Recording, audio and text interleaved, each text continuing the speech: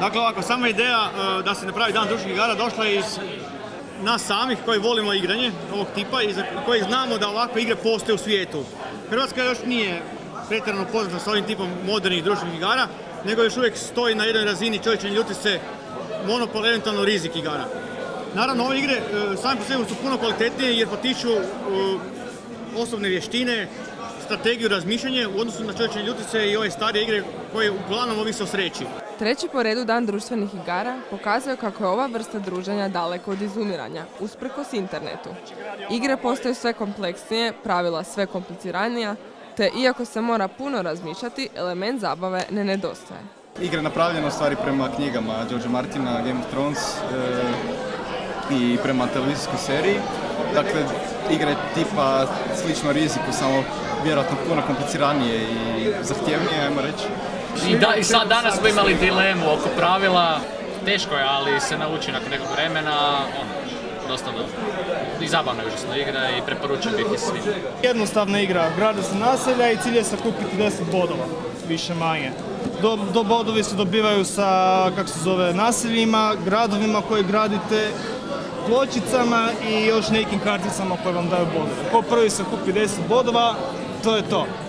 Neki ove igre igraju već godinama, neki mjesecima, a neki su tek početnici. Njima se savjetuju lakše igre, koji će ih uvesti u svijet strategije i navesti da se zaljube u ovakvu vrstu društvenih igara. Tu ću svakako spomenuti Ticket to Ride, znači gdje se slažu nekakve željeznice i put nekakve rute po Europi. Pa onda tu je naseljenici otoka Katan ili po stranički Settlers of Catan, gdje se naseljava otok i gdje ljudi onda grade svoje ceste, gradiće i na taj način pokušavaju dobiti neku svoju dominaciju odnosno na ostale igrače. U ovakvom okruženju nije nam dugo trebalo da se i mi predamo čarima igara. Pronašli smo veselo društvo i s njima zaigrali takozvane vukodlake i seljake. Igraju vukodlaci protiv seljaka. Seljaci žele pobiti vukodlake, vukodlaci žele pobiti seljake.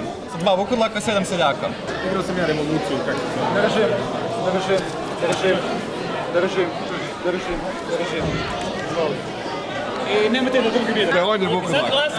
Ja mislim da je vidovnjak zapravo vuk. Ja sam vidovnjak i ona je vukodlak. Sebe braniti. Ona je vukodlak. Samo zato jer imam kameru. Reći ću vam, rekao sam vam kad me ubijete. Vidovnjak laže. Ja glasam. On je vuk. Dobro, vi glasite jedan za... Ja i Sanja smo dobile kartu vukodlaka i odlučile smo ubiti Tibora. Mene su ubile prasice, ježno. Ali smo se prerano otkrili, sad moramo igrati novi krug. Vrijeme je letilo, seljaci su umirali, vukodlaci se međusobno optuživali, a dan društvenih igara je prošao.